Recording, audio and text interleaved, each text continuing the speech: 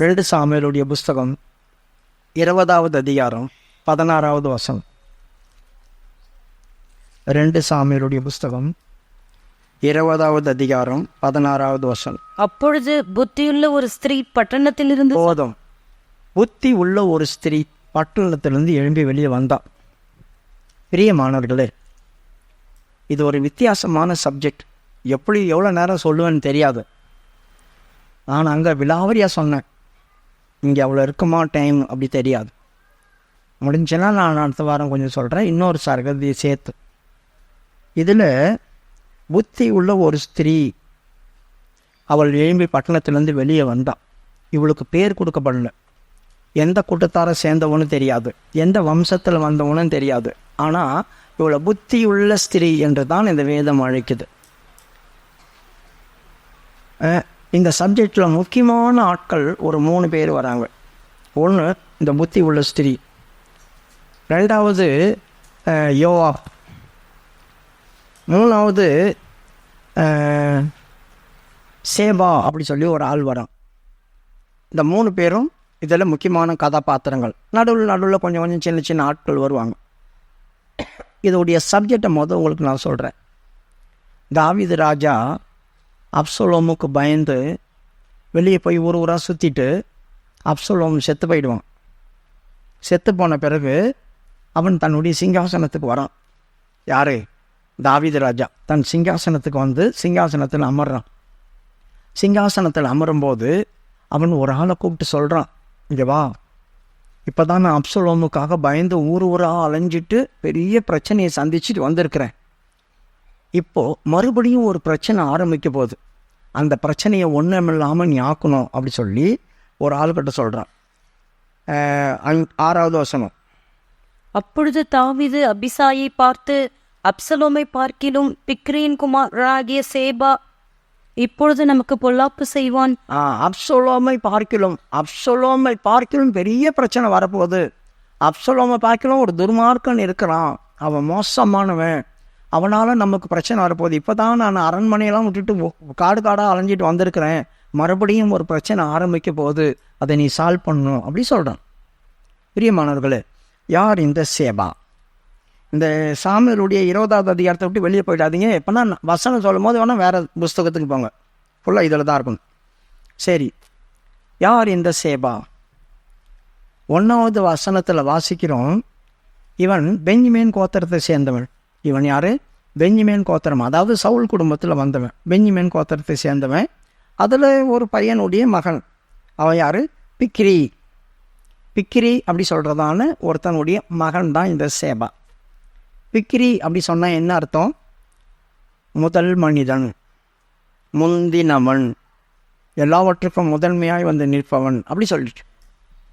இவங்க தான் சவுல் குடும்பத்தில் வந்தவங்க. இந்த சேபா அப்படி சொன்னால் என்ன அர்த்தம்? சேபா அப்படி சொன்னால் ஆணை அப்படி சொல்லி அர்த்தம். பெயர் சேபா அப்படி இருக்கு இல்லையா? பெயர் சேபா அப்படின்னா ஆணையின் கிணறு. பெயர் சேபான்னா என்னது சொல்லுங்க? ஆணையின் கிணறு. அப்போ வெளியே சேபா அப்படி சொன்னால் கிணறு எடுத்துடணும். ஆணை 2 விதமான ஆணை இருக்குது. ஒன்று தேவன் பேரில் நாம் செய்கிற ஆணை, 2வது உடன்படிக்கை அப்படின்னு சொல்லலாம் அதை. அப்புறம் சாத்தானோடு நாம் பண்ணுறதான ஆணை உடன்படிக்கை. இப்போது இந்த சேபா என்ன பண்ண தெரியுமா? கெட்டவனாக இருந்தான். இவனை இதில் சொல்கிறதுக்கு அவன் பேரில் பேலியாளின் மகனாக இருந்தான் அப்படி சொல்லியிருக்குது. இவன் சவுலுடைய வம்சத்தில் வந்தான் இல்லையா, அந்த பென்யமீன் குடும்ப கோத்திரத்தில் ரொம்ப மோசமானவங்க. ஆண்டவர் என்ன செய்தார்? படிமா 1வது வசனம். பேலியாளின் மகனாக இருந்து அப்பொழுது பென்யமீன் மனுஷனான பிக்ரியின் குமாரனாகிய சேபா என்னும் பேருள்ள பேலியாளின் மனுஷன் ஒருவன் தற்செயலாய் அங்கே இருந்தான். இவன் வந்து அங்கே தாவீது அப்சலோமுக்கு பயந்து ஓடினானே. அப்போல்லாம் இவர் வந்து சவுளுடைய குடும்பத்துக்காக எந்த பிரச்சனையும் பண்ணல. அவன் திரும்பி வரான் தாழ்மையாக. யார்? தாவீது திரும்பி சிங்காசனத்துக்கு வரும்போது இவர் என்ன பண்ணார்? அங்கே ஒரு கும்பலில் தற்செயலாக தான் வந்தார். அந்த கும்பலுக்கு ஒரு சொந்தக்காரனோ இல்லை அந்த கும்பலை நடத்துகிறதான ஒரு தலைவனோ அப்படியெல்லாம் இவன் கிடையாது. இவன் இங்கே என்ன போட்டுருக்கு பாருங்க, தற்செயலாக உள்ளே வந்தான், யதார்த்தமாக உள்ளே வந்தான். உள்ளே வந்தவொடனே அந்த ஜனங்களை கண்ட்ரோல் பண்ணிக்கிட்டான். எல்லாம் இஸ்ரவேல் ஜனங்க, அவங்கள கண்ட்ரோல் பண்ணி எதுக்கு ஈசாயின் குமாரனுக்கும் நமக்கு என்ன சம்பந்தம் இருக்குது, தாவீதுக்கும் நமக்கு என்ன சம்பந்தம் இருக்குது? அவனை தான் ஆண்டவர் இப்போ பெரிய பிரச்சனை பண்ணி அவன் மகனை துரத்தி அடித்தார். நம்ம எதுக்கு அவன் பின்னால் அலையணும்? இஸ்ரவேல் ஜனங்களே, நீங்கள் அவனை விட்டுட்டு போங்க அப்படி சொல்லிட்டான். இவன் பேச்சை கேட்டுட்டு எல்லாருமே கவர்ந்து போயிட்டாங்க, தாவீதை விட்டுட்டு போயிட்டாங்க. அப்படிமா முழுசா அவன் எக்காலம் மோதி, எங்களுக்கு தாவீதினிடத்தில் பங்கும் இல்லை, ஈசாயின் குமாரனிடத்தில் எங்களுக்கு சுதந்திரமும் இல்லை, இஸ்ரவேலே நீங்கள் அவரவர் தங்கள் கூடாரங்களுக்கு போய்விடுங்கள் என்றான். அப்பொழுது இஸ்ரவேல் மனுஷர் எல்லாரும் தாவீதை விட்டு பின்வாங்கி, பார்த்தீங்களா, தாவீதையும் விட்டுட்டாங்க. தாவீது கூடயே வந்தவங்க இவன் பேச்சை கட்டு தாவீதை விட்டுட்டாங்க. தாவீதுக்கு அகேன்ஸ்டாக எழும்பிட்டான். ஏன்? சவுல் தான் சவுல் தான் ராஜாவாக இருந்தான், பென்யமீன் கோத்திரம் தான். இப்போது அங்கேருந்து பிடுங்கிட்டாங்க அவனை, ஆண்டவர் தள்ளிட்டார் அவனை கீழே. அதனால் தாவீதை தூக்கி உட்கார வச்சுட்டார் அதே ஸ்தானத்தில். இப்போ சவுல் குடும்பத்துக்கு எவ்வளோ வேதனையாக இருக்கும். நாங்கள்லாம் ராஜ குடும்பமாக இருந்தோம், இப்போ சாதாரண மனுஷனை மாட்டோமே. இப்போ இந்த செலவரத்தில் கொண்டு வந்துட்டாங்களே நம்மளை. இவனை பேரை கெடுக்கணும், இவனை நாசம் பண்ணணும், இந்த மாதிரி எண்ணங்கள் எல்லாருக்கும் வரும்.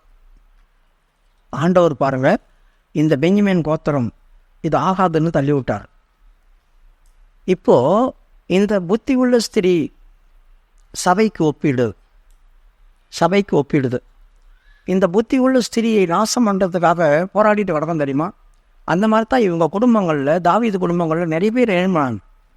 ஆண்டவர் எப்படி சிங்காசனத்திலேருந்து பிசாசை தள்ளினாரோ, ஏசாயாவுடைய புஸ்தகம் 14வது அதிகாரம் 12வது வசனத்தில் பேய் சொல்கிறான், நான் வானத்துக்கு ஏறுவேன், அதிகாலை மகனாகிய விடிவெள்ளியே நான் வானத்துக்கு ஏறுவேன், மேகங்களுக்கு மேலாக உயர்வேன், தேவனுடைய நட்சத்திரங்களுக்கு மேலாக என் சிங்காசனத்தை உயர்த்துவேன். அவனுக்கு ஒரு சிங்காசனம் இருந்தது பிசாசுக்கு, அது இழந்து போச்சு, அதை தள்ளிட்டார் ஆண்டவர். அதை போல் சவுலுக்கு கொடுக்கப்பட்டதான அந்த சிங்காசனத்தை அவனை பிடுங்கி எடுத்துட்டார். நான் தள்ளிவிட்டு சவுலுக்காக நீ எம்மட்டும் அழுதுட்டு இருப்ப, போட தாவீது அபிஷேகம் பண்ணுறான் ஆண்டவர் சொல்லிட்டார். இப்போது பேய் எப்படி தள்ளப்பட்டு நாம் அவன் இருக்கிற இடத்துக்கு போக போகிறோமோ, அப்போ பேய்க்கு எப்படி இருக்கும் யோசித்து பாருங்கள். அவன் இருக்கிற இடத்துல நாம் போக போகிறோம், பிசாசுக்கு எப்படி இருக்கும்? நான் எவ்வளோ மேன்மையாக அங்கே இருந்தேன், எப்படி இருந்தேன், எவ்வளோ ஜகஜகன்னு இருந்தேன், நான் எப்படிப்பட்டதான பிரகாசமாக இருந்தேன், என்னை தள்ளி விட்டுட்டாரு. மண்ணில் உருவாக்கப்பட்ட இவங்க அங்கே போகிறாங்களே. அதனால தாங்க இன்னி வரைக்கும் பேய் சபைக்கு விரோதமாக போராடிட்டு கிடக்குது. சபைக்கு விரோதமாக இவ்வளோ காலம் வரைக்கும் போராடுற காரணம் இதுதான். அதை போல் இந்த தாவீது குடும்பத்துக்கு விரோதமாக சவுல் ரொம்ப சண்டை நடந்துகிட்டே இருந்துச்சு. எது வரைக்கும்? ரொம்ப வருஷமாக சண்டை இருந்துச்சா. 2 நாளாகாம புஸ்தகம் 3வது அதிகாரம் 1வது வசனம் வாசிங்க. 2 சாமுவேல் 3வது அதிகாரம் 1வது வசனம்.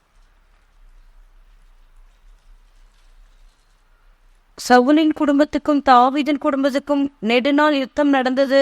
தாவீது வர வர பலத்தான். நல்ல கவனிங்க, சவுல் குடும்பத்துக்கும் தாவீது குடும்பத்துக்கும் ராஜாவை ஆயிட்டான். ஆனால் சண்டை நடந்துகிட்டே இருந்துச்சு ரொம்ப நாளாக. தாவீது மேலே போயிட்டே இருக்கிறான், இவங்க டவுன் ஆகிட்டே இருக்கிறாங்க. அந்த மாதிரி சபையில் பிசாசு போராடிட்டே கிடக்குது. அவன் விழுந்த நாளில் இருந்தே இந்த நாள் வரையிலும் சண்டை நடந்துக்கிட்டே இருக்குது. இப்போது தாவீது இவன் இப்படி கலகம் பண்ணி எல்லாரையும் துரத்தி விட்டான் இல்லையா? துரத்தி விட்ட உடனே தாவீது ஒருத்தனை கூப்பிட்டான், அமாசா அப்படி சொல்லி ஒருத்தனை, இங்கே வாடா, அவன் என்னை ஜனங்களை பிரித்து கொண்டு போயிட்டான் வெளியோ. இன்றைக்கி பேய் எவ்வளோ ஜனங்களை ஆண்டை விட்டு பிரித்து கொண்டு போயிட்டான். அதனால் நீ இப்போ என்ன செய், அவங்களெல்லாம் என் பக்கம் கொண்டு வா, உனக்கு 3 நாள் டைம் தரேன், அவங்களே கூட்டிகிட்டு வா, நீ என்கிட்ட வரணும் அப்படி சொன்னார். 5வது வசனம். அப்பொழுது அமாசா யூதாவை அழைப்பிக்க போய் தனக்கு இல்லை 4வது வசனம் வாசிங்க. பின்பு ராஜா அமசாவை பார்த்து, நீ யூத மனுஷரை 3 நாளைக்குள்ளே என்னிடத்தில் வரவழைத்து நீயும் கூட வந்து இருக்க வேண்டும் என்றான். இப்போ இந்த அமாசா எங்கே இருந்தான்? தாவீதுடைய அரண்மனையில்தான். அமாசா அப்படின்னு என்ன தெரியுமா அர்த்தம்? பாரம், துக்கம். இதுதான் பாரமும் துக்கமும் இருக்கிற ஒரு ஆள்கிட்ட நம்ம ஒரு ஒர்க்கை கொடுத்தோம்னா அவங்களுக்கு இருக்கிற பாரமும் துக்கமும் என்ன செய்யாது? தேவனுடைய காரியத்தை ஒர்க்கை செய்ய விடாது. இவனுக்கு கொடுத்த டைம் மிஸ் ஆகி போச்சு, தாமதிச்சுட்டே இருக்கிறான். 5வது வசனம். அப்பொழுது அமசா யூதாவை அழைப்பிக்க போய் தனக்கு குறித்த காலத்திலே வராமல் தாமதித்திருந்தான். தனக்கு குறித்த காலத்தில் வராமல் தாமதித்து இருக்கிறான்னா என்ன அர்த்தம்? இவரும் போய் என்ன பண்ணாரு? அந்த சேபாவோட ஜாயிண்ட் ஆகிட்டார், சேபா கூட போய் சேர்ந்துட்டான். இவன் அங்கேருந்து ஆளை பிரித்து கொண்டு வந்து தாவீதுகிட்ட தானே சேர்க்கணும். தாவீதுகிட்ட சேர்க்காம இவன் என்ன செய்தான், அங்கே போய் அவங்களும் சேர்ந்துட்டான், தாமதிச்சுட்டு இருக்கிறான். இப்போ தாவீதுக்கு அம்மா சமையல் சந்தேகம் வந்துடுச்சு. ஏன்னா இவன் போகும்போதே பாரத்தை தூக்கி வச்ச மாதிரில போனான். இந்த காரியத்தை சொல்லும் போது துக்கப்பட்டு தானே போனான். இவன் எப்படி சரிப்பட்டு வரும்? போய் 3 நாள் டைம் கொடுத்தா மாத கணக்கில் ஆகுது. அதனால் ஒருத்தங்கிட்ட கூப்பிட்டு சொல்கிறான், ஏய் அப்சலோமுக்கு அண்ணன் பாரியத்தை பார்க்கலும் பெரிய காரியம் இப்போ நம்மளுக்கு சம்பவிக்க போகுது அப்படி சொல்லி அபிசாய் இடத்துல சொல்கிறான்.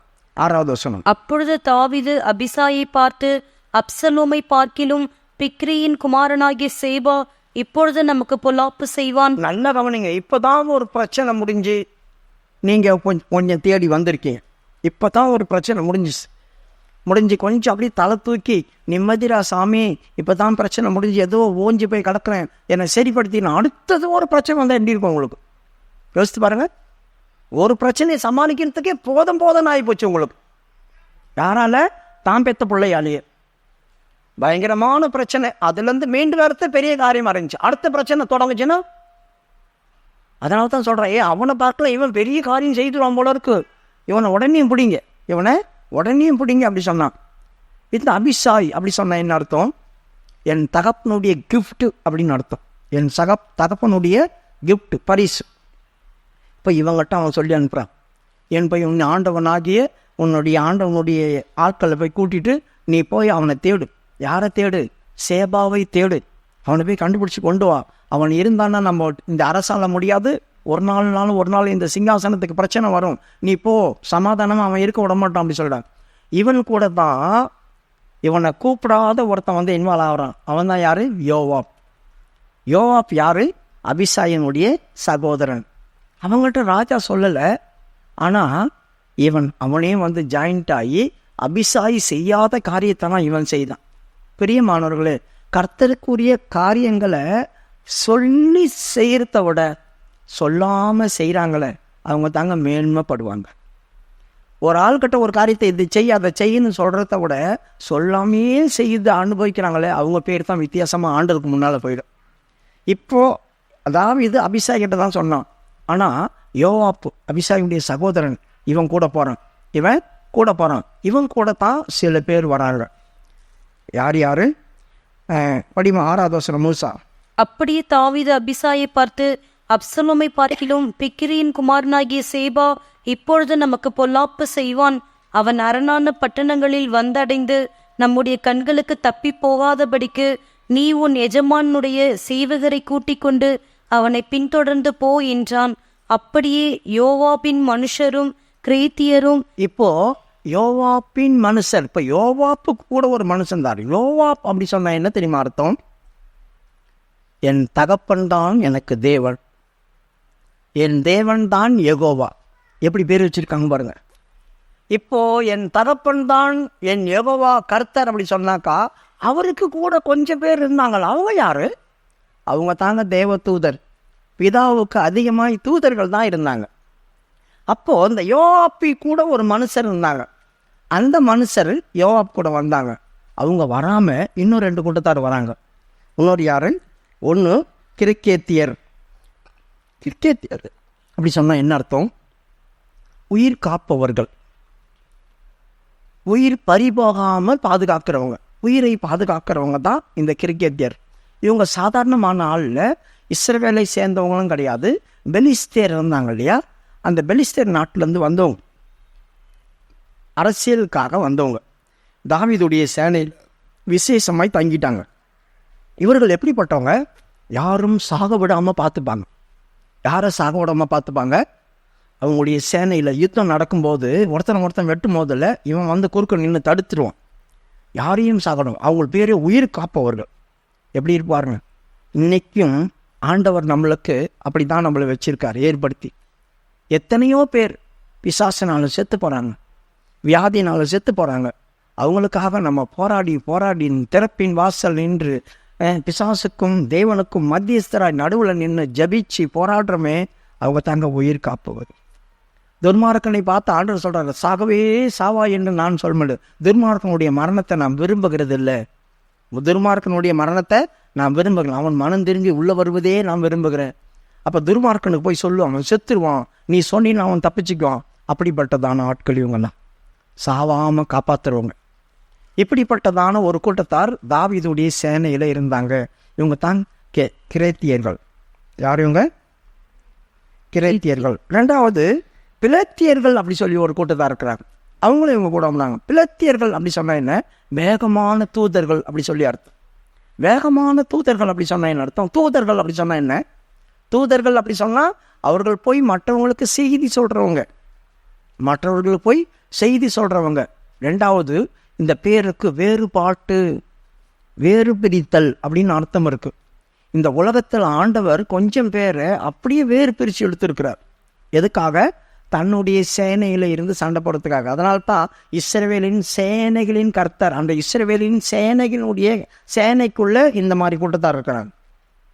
நானும் அந்த கூட்டத்தாரில் இருக்கிற யார்? கிரேக்கத்தியராகவும் இருக்கணும், பிலேத்தியராகவும் இருக்கணும், உயிர் காக்கிறவங்களாகவும் இருக்கணும், நான் நற்செய்தி சொல்கிறவங்களாகவும் இருக்கணும், வேகமாய் செயல்படக்கூடியவங்க. நான் எல்லாத்த விட்டு வேறு பிரிஞ்சு தனியாக வந்துட்டேன், எல்லாத்த விட்டு வேறு பிரிஞ்சு தனிப்பட்டு வந்திருக்கிறேன், உங்களை நீங்கள் பிரித்து காப்பாற்றிக்குங்க. அப்போன்னா இந்த ராஜாவுடைய சேனைக்குள்ளே நீங்கள் ரொம்ப விசேஷமான ஒரு இடத்துல இருப்பீங்க. இவங்களுக்கு அப்படி தான் விசேஷமான ஒரு இடத்த தாவீது கொடுத்துருந்தான். இப்போ இவங்க போகிறாங்க. இவங்க போகும்போது இப்போ எதிர்க்க யார் வருது? பாரமும் வேதனையும் வருது. எது வந்தால் நம்மளுக்கு செயல் இழந்து போயிடுமோ அது வருது. அமாசியா இப்போ வரான். 8வது வசனம். அவர்கள் கிபியோன் கிட்ட இருக்கிற பெரிய கல்லண்டையிலே வந்தபோது அமசா அவர்களுக்கு எதிர்பட்டு வந்தான். அமாசா அவர்களுக்கு எதிர்பட்டு வந்தான். நல்ல கவனிங்க, நம்மளுக்கு பாரமும் துக்கமும் இருந்துச்சுனாக்கா நாம் எதை செய்யறதுக்காக முன்னேறி போகிறோமோ அதை செய்ய முடியாமல் போயிடும், அதை செய்ய முடியாமல் போயிடும். உடனே என்ன பண்ண அந்த யோவாப் அவனை கூப்பிட்டு, கிட்ட கூப்பிட்டு, அவனை முத்தம் கொடுக்குற மாதிரி கூப்பிட்டு, அவனை கத்தியால் குத்தி குடல் சரிஞ்சு வேற மாதிரி பண்ணிட்டான். குடல் என்ன செய்தது? சரிஞ்சு அங்கேயே விழுந்துட்டான். ஏன்னா இவன் இருக்கிற வரைக்கும் உருப்படாது, நாம் செய்ய போகிற காரியமும் நடக்காது. பிரியமானவர்களே, எப்போ உனக்கு துக்கமும் பாரமும் நிறைஞ்சிருக்குதோ உன் குடும்பத்தில் இருண்ட நிலவரமாக மாறிடும், சந்தோஷமே இருக்காது. அதனால்தான் கர்த்தருக்குள்ள மகிழ்ச்சியாக இருப்பதே உங்கள் பலன். கர்த்தருக்குள்ள மகிழ்ச்சியாக இருங்க, அது உங்களுக்கு பலனாக மாறும். துக்கமும் பாரமும் உங்கள் இருதயத்தில் வச்சுட்டு இருந்தீங்கன்னா நீங்கள் எந்த வேலையும் செய்ய முடியாது. இப்போ என்ன நடந்துச்சு? அவன் அங்கே விழுந்து செத்துட்டானா? இப்போ இவங்க முன்னால் கடந்து போகிறாங்க. ஆனால் அந்த பணத்துக்கிட்ட ஒரு ஆளை நிற்க வச்சுட்டு போகிறாங்க. அந்த பணத்துக்கிட்ட ஒரு ஆளை நிற்க வச்சுட்டு போகிறாங்க. 11வது வசனம். யோவாப்புடைய வாலிபரில் ஒருவன் செத்தவன் அண்டையிலே நின்று யோவாபி ஒரு ஆளில் வந்து அந்த செத்தவங்கிட்ட நில்றான். நீங்கள் நில்றான். எதுக்காக அங்கே நிற்க வச்சாங்க? வருத்தப்பட்டு பாரம் சுமக்கிறவர்களே, நீங்கள் எல்லோரையும் அங்கே வாங்க, யோவாப் கிட்ட வாங்க. தாவீதை நேசிக்கிறவங்களே, தாவீது கிட்ட வாங்க. இந்த மாதிரி ஆள்கிட்ட இருந்தினா உனக்கும் இதே கதி வரும். அதனால நீ யோவாப்பை நோக்கி பாரு, தாவீதை நோக்கி பாரு, அவங்கள பின்பற்றுங்கன்னு ஒரு நற்செய்தி சொல்றதுக்காக ஒரு சுவிசேஷகனை அங்கே உட்கார வச்சுட்டான். யோசித்து பாருங்க, அந்த இடத்துல நிற்க வச்சுட்டான். அவன் சொல்றான், எல்லா ஜனங்களையும் கூப்பிட்டு யோவாப்பை பின்பற்றுங்கப்பா, நம்முடைய பிதா தேவன்பா, அவரை தேடுங்கப்பா, தாவீதுக்கு பட்சமா இருங்கப்பா, இயேசு கிறிஸ்துவோட சேருங்க, அவர் சொல்றதெல்லாம் நீ செய்ய அப்படின்றான். படிமா 16வது வசனம். யோவாப்புடைய வாலிபரில் ஒருவன் செத்தவன் அண்டையிலே நின்று யோவாப்பின் மேல் பிரியப்படுகிறவன் எவனோ, தாவீதின் பட்சத்தில் இருக்கிறவன் எவனோ, அவன் யோவாபை பின்பற்றி போவானாக என்றான். கத்தி சொல்றான், இந்த இடத்துல நிக்காதீங்க, அவரை பின்பற்றி போங்க, அப்பதான் நம்மளுக்கு நித்திய ஜீவன் கிடைக்கும், அப்பதான் நம்ம பாதுகாக்கப்படுவோம், அப்பதான் ராஜாவின் கீழே இருப்போம், ராஜாவின் கையின் கீழே இருப்போம். பிரியமானவர்களை, இந்த சப்ஜெக்ட் நான் படிக்கும்போது ரொம்ப ஆச்சரியப்பட்டேன். பேரூர் தெரியாத ஒரு ஆள் வந்து கிரியை செய்யுது, அந்த ஆளுக்காக சில காரியங்கள் நடக்குது. இதுலேருந்து நம்ம நிறைய விஷயம் கற்றுக்கலாம். இதுலேருந்து நம்முடைய வாழ்க்கையில் நம்ம சாதிக்க வேண்டியது எவ்வளோ இருக்குது, எப்படி சாதிக்க முடியும்னு நீங்கள் தெரிஞ்சுப்பீங்க. இப்போ இந்த இடத்துல சொல்லப்பட்டிருக்குது, அவர்கள் வந்து அவன் கத்தனான், ஆனால் அந்த வழியில் அந்த பெணம் இருந்துக்குல்ல, ஓடியாடுறாங்க. இந்த வார்த்தையை கேட்டு ஓடியாடுறாங்க. வர ஜனங்கள்லாம் இவன் செத்து கிடக்குறானே அமாசியா, அங்கே வந்து நின்றுக்கிட்டாங்க. தடுமாற்றம் வருது. அந்த பணத்தை பார்த்த உடனே ஐயோ பாரம், திகில் பிடிக்குது, நான் என்ன செய்ய முடியும்? அவனை பார்க்கும்போதே நல்ல வாஞ்சி வச்சவனை கேட்டு தடுமாறி என்னதானாலும் பரவாயில்லன்னு எழும்பி வருவங்க கூட சில பிரச்சனைகளும் பாரத்தையும் பார்த்த உடனே அப்படி என்னத்த உட்காரு அப்படி சொல்லி நின்றுவாங்க. கீழே உள்ள வசனம். அவன் அமசா நடுவழியிலே இரத்தத்திலே புரண்டு கிடந்தபடியினால் ஜனங்கள் எல்லாரும் தரித்து நிற்பதை அவன் கண்டு தரித்து நின்ட்டானுங்க. ஏய், அவன் கூட போங்க, யோவாப் கூட போங்க, தாவீதுக்கு பட்சமா இருக்கிறவங்க அவன் கூட போங்க, அப்பதான் உங்களுக்கு ஜீவன் கிடைக்குன்னு சொல்லிட்டு அதை கேட்டு தான் வந்தாங்க ஜனங்கள்லாம். ஆனா என்ன நடக்குது? நம்ம ஆண்டவருடைய வசனத்தை கேட்டு தான் ஆண்டவர் சமூகத்துக்கு வர்றோம். ஆனால் நம்ம குடும்பத்தில் இருக்கிற பிரச்சனை, பாரம், போராட்டம் இதெல்லாம் என்ன தெரியுமா செய்யும்? போய் சேர வேண்டிய இடத்துல சேர விடாமல் ஒரு இடத்துல நிற்க வச்சு அவங்க அங்கே தரித்து நிற்கிறாங்க, அடுத்த இடத்துக்கு போக முடியல. இப்போ இந்த நற்செய்தி சொல்கிறவன் என்னையும் அவங்க கூட போக சொன்னால் இங்கே நிற்கிறீங்க, வருவங்களாம் வேறு தரிச்சு அங்கேயே நிற்கிறாங்க. இவங்க நின்றுது மாத்திரமில்லை, இன்னும் கொஞ்சம் வருவங்களும் நிற்கிறாங்க. கீழ் உள்ள வசனம். அமாசாவை வழியிலிருந்து வயலில் இழுத்து போட்டான். அவன் அண்டையில் வருகிறவர்கள் எல்லாரும் தரித்து நிற்பதைக் கண்டு அவன் அண்டையில் வருகிறவர்கள் அத்தனை பேரும் ஏற்கனவே கொஞ்சம் பேர் வந்து நின்றுட்டாங்க, கொஞ்சம் பேர் வராங்க பாருங்க, அவங்களும் வந்து தரித்து நிற்கிறாங்க. யோசித்து பாருங்க எப்படி இருக்கும். நீங்கள் ஆண்டவர் சமூகத்தில் எப்படியாவது வசனத்தை கேட்டு எழும்பிடணும், அதை பண்ணணும், நம்பிக்கை வேணும், விசுவாசம் வேணும், எடுத்துட்டு அட்டி போட்டு நீங்கள் எழும்புறீங்க, அபிஷேகத்தில் நிரம்பி திடீர்னு யாரோ வந்து ஒரு காரியத்தை சொல்கிறாங்க, எதுவோ காட்சி நீங்கள் பார்க்குறீங்க, அது உங்களுக்கு பாரமாக மாறுது, வெயிட் ஆகுது, துக்கப்படுறீங்க. அப்போ ஜபம் இல்லை, வேத வாசிப்பு இல்லை, தேவ சமூகம் இல்லை, கூட்டம் கிடையாது, எல்லாம் ஸ்டாப் ஆகிடும். எந்த இடத்துல நின்னியோ அந்த இடத்துல பணம் செத்து கிடக்குது, மறந்துடாது. நீ நிற்கிற இடத்துல பணம் செத்து கிடக்குது, ரத்தத்தில் பரண்டு கிடக்குது, அது அந்த இடத்துல தடுமாறிட்டு நின்று இருப்பாங்க, முன்னே போக முடியாது. அப்போ இவன் என்ன தெரியுமா சேர்த்து அந்த நற்செய்தி சொல்கிறவன், முதலாவது இது இருக்கிற வரைக்கும் இவங்க முன்னேறி போக மாட்டானுங்க அப்படி சொல்லிட்டு அதை பிடுங்கி எரிந்து வயலில் போட்டான். வழியிலிருந்து எடுத்து போட்ட பிற்பாடு எல்லாரும் கடந்து பிக்ரியின் குமாரனாகிய சேபாவை தொடர. பார்த்தீங்களா, அவனை வழியிலிருந்து எடுத்து போட்ட பிறகு தான் அவங்க போகிறாங்க, அது வரைக்கும் அங்கே நின்ட்டாங்க. பிரியமானவர்கள், உங்கள் இருதயத்திலும் மனதிலும் இருக்கிறதான அந்த பாரம், அந்த வேதனை, இதை வசனத்தின் மூலியமா எடுத்து போட்டாதான் உங்களால் முன்னேறி கடந்து போக முடியும். இல்லைன்னா எங்களுக்கு பிரச்சனை அப்படி சொல்லி இருந்த இடத்துலையே இருந்துட்டு இருப்பீங்க, முன்னேறி போக முடியாது, முன்னேறி கடந்து போகவே முடியாது. இந்த பிரச்சனை நீ மறந்தே ஆகணும். இந்த பிரச்சனை உன் கண்ணுக்கு முன்னால் வந்து வெளியே போகணும். இந்த பாரம் ஒன்று விட்டு அகன்று போகணும். அவன் அந்த வழியில் இருக்குது. இந்த வழி என்ன? இயேசு தான் சொல்கிறார், வழி, நானே வழி. அந்த வழியில் பாரம் இருக்குது. அதனால தான் அவர் கூப்பிட்டார், வாங்க பாரம் சுமக்கிறோம், வாங்க என்கிட்ட வாங்க, நான் உங்களுக்கு இலைப்பாறுதல் தருகிறேன், அதை என் மேலே வைங்க அப்படி சொன்னார். இப்போ ஆண்டவர் மேலே வச்சுட்டு ஆண்டவர் பார்த்துக்குவார். நான் யோவா பின்னால் போகணும். ஆனால் இவர்கள் என்ன செய்தாங்க? அங்கே தரித்து நின்றாங்க. சுவிசேஷனுடைய பாதங்கள் மலையின் மேல் வருகிறது. அது எவ்வளவு அழகாக இருக்கிறது. யூதாவே, உன் பண்டிகை ஆசரி, உன் பொருத்தனையை நிறைவேற்று. இனி துஷ்டன் உன் வழியாய் கடந்து வருவதில்லை. அவன் முற்றிலுமாய் சங்கரிக்கப்பட்டான்.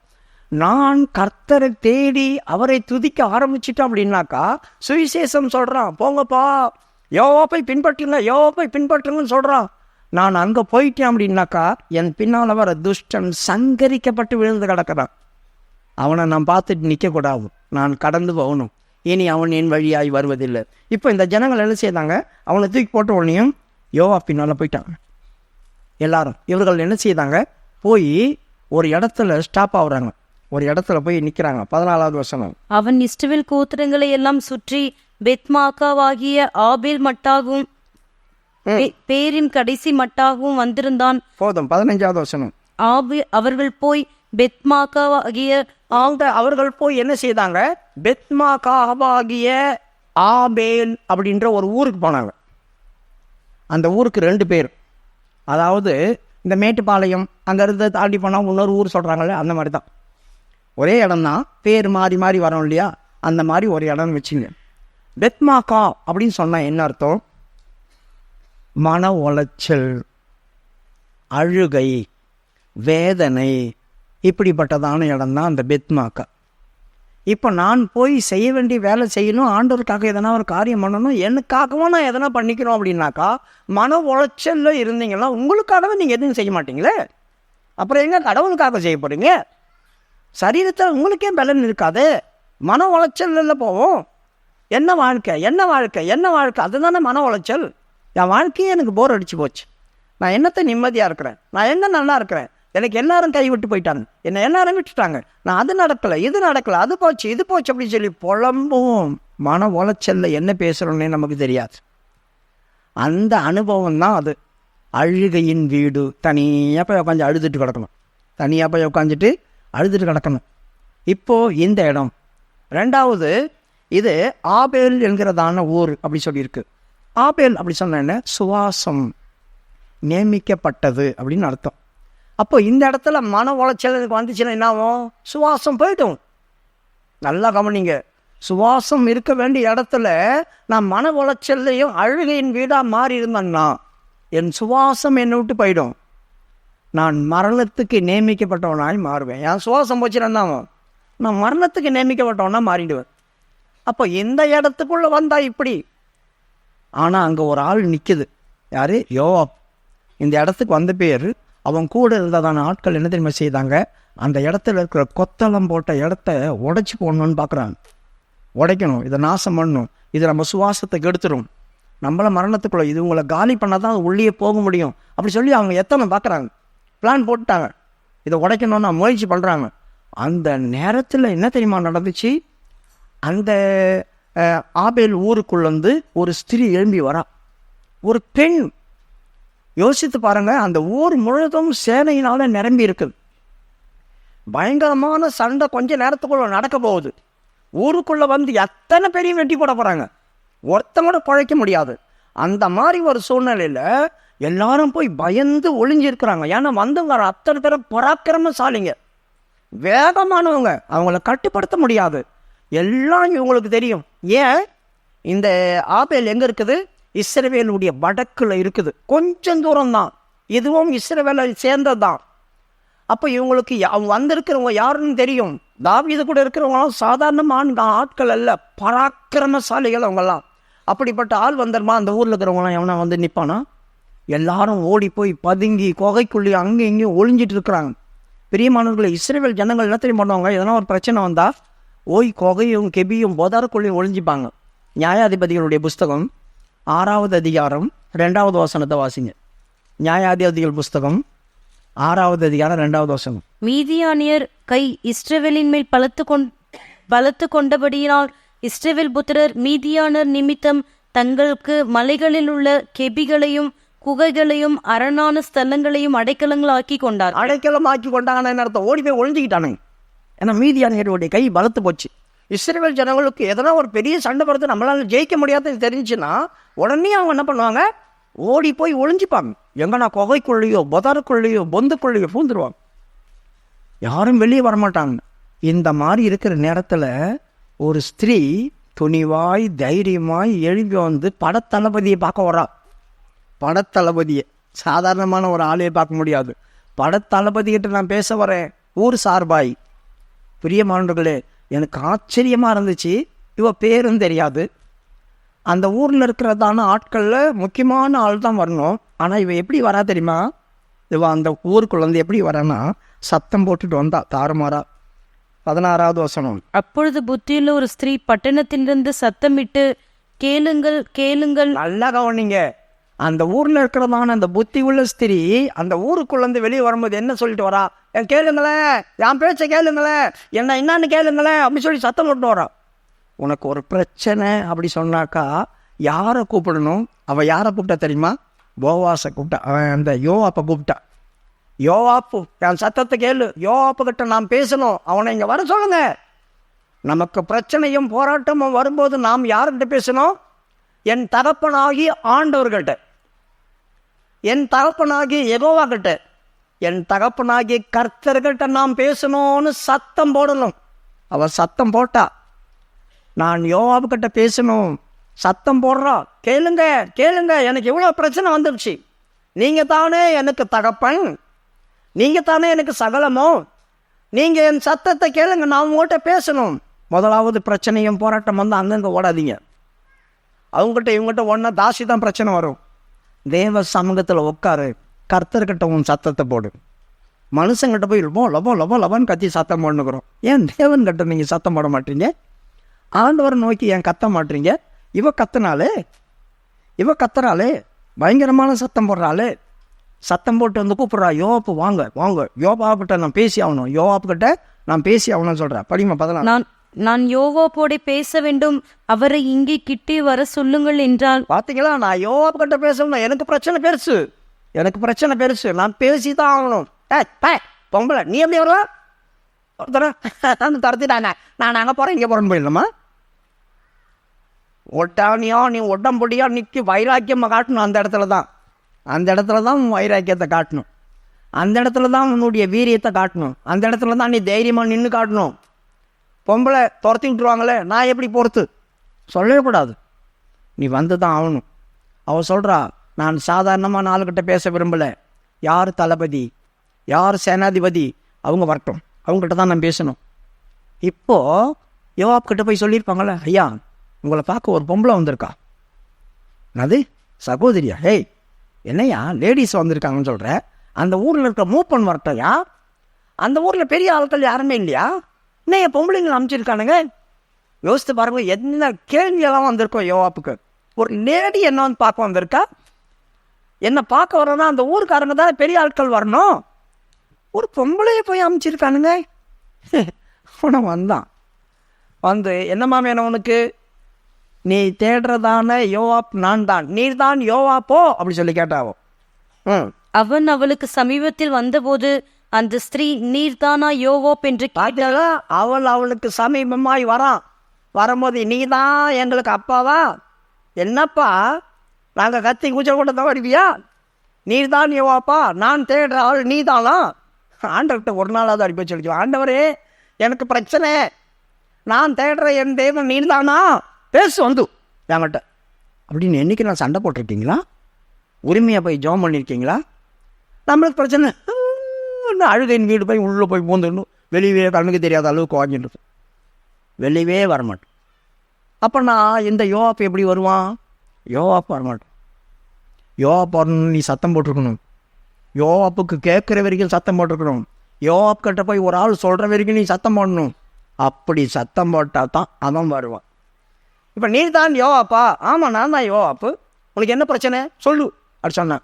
யோ நயா இந்த இடம் என்ன நினச்சிட்டு, நீ பூர்வ காலம் முதல் கொண்டு இந்த இந்த இடத்துல யாராவது நியாயத்துக்கு வந்தால் நியாயம் இல்லாமல் போகாது. ஆபேல்ன்ற இடம் சும்மா ஒன்றே இல்லை, இந்த இடத்துல யாராவது நியாயம்னு வந்துட்டு அவங்களுக்கு நியாயம் நீதிக்கேட ஆகவே ஆகுது. நீதியாய் நியாயம் செலுத்துகிற இடத்துக்கு நீ வந்திருக்கிற அப்படி சொல்கிற.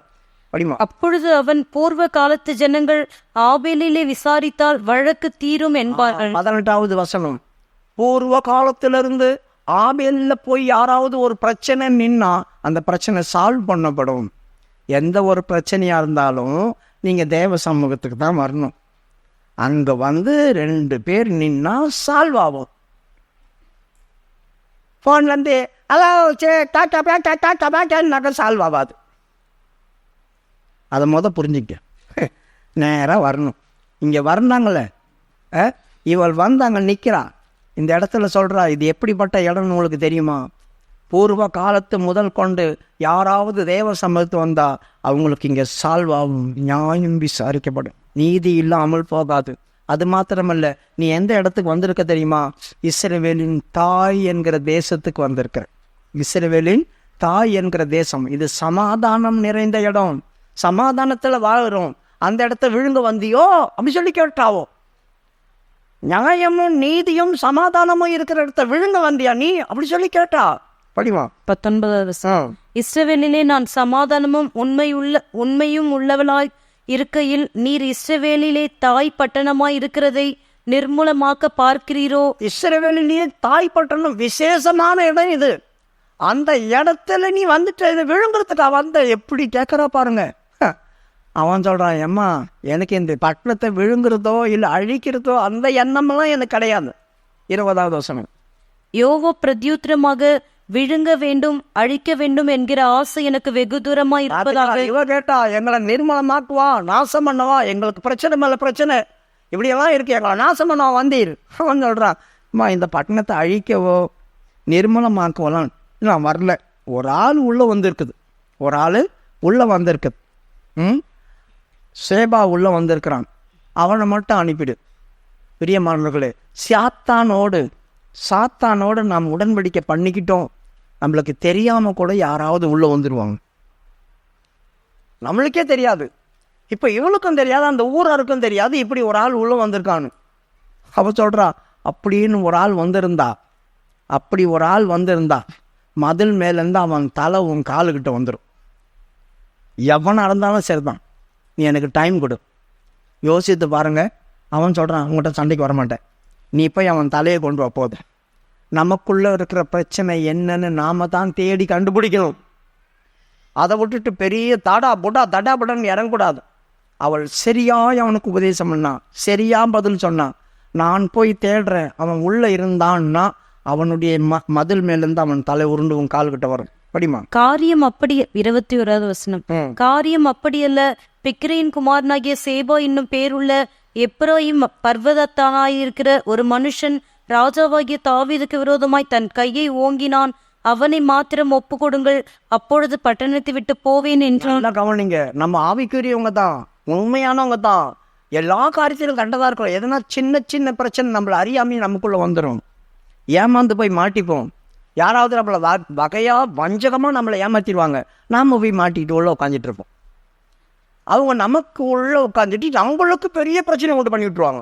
இப்போ ஆண்டவர் அந்த பட்டணத்தை அழிக்க வந்துட்டார். இவங்க நல்லவங்க தான், ஆனால் உள்ளே வந்து ஒரு ஆள் உட்காந்துட்டு இருக்கிறது சேஃப்டியா? இவங்களாலே நம்ம நாசமாகணும். யோசித்து பாருங்கள். அடைக்கலம் கொடுக்குறது பெருசு இல்லை, அடைக்கலம் கொடுங்க, ஆனால் யாருக்கு கொடுக்குறேன்னு பாருங்கள். நாம் நல்லவங்க தான், ஆனால் நம்மளை அழிக்க அவர் வந்துடுவார். நமக்குள்ளே இருக்கிற பிரச்சனையை நம்மளை காலி பண்ணிடும். ஆகவே இப்போ சொல்கிறாவோ, அப்படி ஒன்று இருக்குதா, அவனை கொடுத்தா நீ போயிடுவியா, அவன் தலை மதில் மேலேருந்து உன் காலில் உருண்டு வரும் அப்படி சொல்கிறான். அப்பொழுது அந்த ஸ்திரீ யோவாபை பார்த்து, இதோ அவன் தலை மதின் மேல் இருந்து உம்மிடத்திலே போடப்படும் என்று சொல்லி. பார்த்தீங்களா, அப்படி தானே உங்களுக்கு பிரச்சனை. அவன் வந்துட்டா நீ போயிடுவியா? ஆமாம், இந்த பிரச்சனையை தேடி கண்டுபிடிச்சி நான் உங்களோட காலின் கீழே போடுறேன். அந்த பிரச்சனையை தேடி கண்டுபிடிச்சி உன் காலின் கீழ் நான் போடுறேன். பிரியமானவர்களே, நம்ம குடும்பத்தில் பிரச்சனைகள் போராட்டங்கள் இருந்துச்சா எதனால் வந்துச்சு, ஏன் வந்துச்சுன்னு உட்காந்து ஆராய்ச்சி பண்ணுவேன். தேவனோடு பேசு. அவர் யோவாப்போடு பேசினா, நீ ஏன் ஆண்டவரோடு பேசக்கூடாது? அவர் தானே உனக்கு தகப்பன். நம்மளை அடித்தாலும் அணைச்சாலும் அரவணைச்சாலும் அவர் தானே நமக்கு எல்லாம். அவர்கிட்ட பேசு தைரியமா, என்ன பிரச்சனைன்னு கண்டுபிடி. அப்போ அந்த மதில்லேருந்து அவள் என்ன தெரியுமா செய்தா, ஊருக்குள்ளே நேராக போனான். ஊருக்குள்ளே போய் அங்கே இருக்கிற ஜனங்கள்லாம் ஒளிஞ்சிட்டு இருக்கோம்லாம் வெளியே கூப்பிட்டா, வாங்க வெளியே வாங்க, பிரச்சனை என்னன்னு நீங்கள் போய் ஒளிஞ்சு உட்காந்துருக்கீங்க, சைலண்ட்டாக இருப்பீங்களா? வெளியே வா, காரியம் என்ன நான் சொல்கிறேன். ஒருத்தன் உள்ளே வந்திருக்கான் சேபான்னு, அவன் யாருன்னு கண்டுபிடிச்சி அவன் தலையை கொண்டு வந்து அவன் காலில் போட்டான்னு அவன் போயிடுவான். நம்ம பிரச்சனை முடிஞ்சிடும், நம்ம காக்கப்படுவோம், ஒருத்தருடைய உயிரும் போகாது அப்படி சொல்லிட்டாவோம். உடனே அந்த ஊருக்காரங்க என்ன தெரியுமா செய்தாங்க, சந்து பொந்து விடாமல் தேடினான். பெரியமார்களே, அது என்னது தெரியுமா அடையாளமாக இருக்குது? நமக்குள்ளே இருக்கிறதை நாம் தான் ஆராய்ச்சி பார்க்கணும். தன்னைத்தானே சோதித்து அறிகிற எவனும் நியாயந்திருக்கப்பட. நான் யாருன்னு நான் சோதித்துட்டேன் அப்படின்னா என் ஜீவித்தில் இருக்க தப்பெல்லாம் வெளியே வந்துடும். அப்போ நான் என்னை சரிப்படுத்திக்குவேன். இப்போ போய் அவங்க என்ன பண்ணுறாங்க, அவனை கண்டுபிடிச்சி அவன் தலையை கொண்டு வந்துட்டாங்க. தலையை கொண்டு வந்து யோவாபு கிட்ட போட்டாங்க. அவன் வழியாக போயிட்டான். இவோ இந்த தேசத்தை காப்பாற்றிட்டான். ஒரே ஒரு லேடி அவோ ஒரு முழு பட்டணத்தையும் காப்பாற்றினான். உன் வீட்டில் ஒரு பிரச்சனை அப்படின்னா நீ ஒரு ஆள் உன் குடும்பத்தை காப்பாற்று, உன் பிள்ளைகளை காப்பாற்று, உன் புருஷன்மார்களை காப்பாற்று, உன் மனைவிமார்களை காப்பாற்று. ஒரு ஆள் எழும்பு, துணிவு வரணும், தைரியம் வரணும், பேசணுன்றதான பெரிய நம்பிக்கை வரணும். நான் போனால் என்கிட்ட அவர் பேசுவார்ன்ற நம்பிக்கையோடு வரணும், சும்மா வந்துடக்கூடாது. அதெல்லாம் வந்துச்சுன்னா யோவாப் நம்மகிட்ட பேசுவார். இப்படியெல்லாம் அவனுக்கு பிரச்சனை இருக்குது, இதை எனக்கு வெளியே கொண்டு வான்னு சொல்லுவார். நம்ம பிரச்சனையை அவரே சொல்லிக் கொடுப்பார், நம்ம தேடி கண்டுபிடிச்சி கொண்டு போய் போட்டுடலாம். அப்போ நான் நம்ம குடும்பத்துக்கு இளைப்பாறுதலும் சமாதானமும் உண்டாகும். உன் நீதி உனக்கிட்டே தான் இருக்கும். ஒரு நியாயக்கடம் வராதுன்னு அவன் சொன்னால அது அப்படியே இருக்கும். நம்ம கெட்டு போக மாட்டேன், ஒரு நாளும் கெட்டு போக மாட்டேன். அந்த ஸ்திரியை போல ஏன் நான் இருக்கக்கூடாது? எனக்குடைய ஆசை தான். புத்தி உள்ள ஸ்திரின்னு அவளை பைபிளில் போட்டுச்சே, பேர் போடலையே, புத்தி உள்ள ஸ்திரின்னு போட்டாங்களே. அவளுக்கு இருந்த புத்தி யோசித்து பாருங்க. அந்த ஊரில் இருக்கிற பெரிய பெரிய மனுஷங்களாம் என்ன சொல்லியிருப்பாங்க, ஏய் நாங்கள்லாம் பயந்து உள்ள உட்காந்துருந்தோம், ஒரு லேடிஸ் ஜென்ஸுக்கிட்ட போய் பேசவே கூடாது, அது பெரிய ஆபத்து யூதர்களில், நீ என்ன எப்படி போய் அவங்ககிட்ட தைரியமாக பேசுன? உனக்கு ரொம்ப துணிச்சல் தான், உனக்கு ரொம்ப துணிச்சல். உன்னால் இந்த தேசம் பாதுகாக்கப்பட்டது தாயி. நீ இந்த தேசத்துக்கே ஒரு தாய். யோசித்து பாருங்க, அவளை தூக்கி டாப்பில் வச்சுருப்பாங்க, மேன்மைப்படுத்தியிருப்பாங்க. அந்த ஊரில் யார் பார்த்தாலும் அவளுக்கு சோத்திரம் பண்ணியிருப்பாங்க, அவளை கையெடுத்து வணங்கியிருப்பாங்க. ஒரே ஒருத்தி இவ்வளோ பெரிய காரியத்தை செய்துட்டா. ஏன் அந்த மாதிரி எனக்கு ஒரு புத்தியை என் தேவன் தரக்கூடாது? கர்த்தருடைய சமூகத்தில் பிரச்சனைன்னு வந்தால் நான் புலம்பி புலம்பி வீட்டில் இருக்கிறத விட யாருக்கிட்ட போய் அதை சொல்லணுமோ அங்கே போய் நான் சொன்னால் எனக்கு ஒரு தீர்வு கிடைக்கும். என்ன நான் தேடி பார்த்தேன், எனக்குள்ளே இருக்கிறது, என் குடும்பத்துக்குள்ளே என்ன பிரச்சனை இருக்குதுன்னு தேடி பார்த்தேன், நான் சரிப்படுத்தினேன்னா எனக்கு சமாதானமும் ஆசீர்வாதமும் தானாக வந்துடும். கண்களை மூடுவோமா?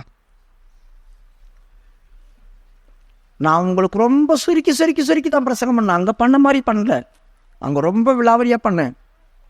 உங்களுக்கு இன்னைக்கு காரியத்தை மட்டும் நான் சொல்லி கொடுத்துருக்கேன். பெரிய மாணவர்களே, இது நமக்கு போதும். மூல அறிவுக்காக பிரசங்கம் பண்ணக்கூடாது. நமக்கு ஆத்மா அறிவு தான் முக்கியம். ஆத்மாவில் வளர்ந்தா போதும்.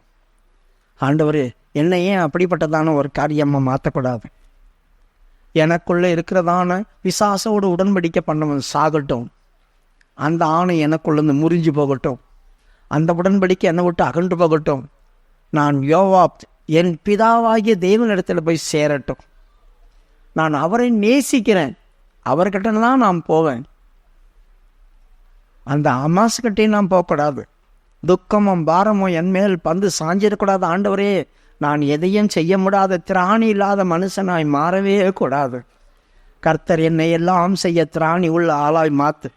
ஸ்திரியானவள் பலவீனம் உள்ளவதான்.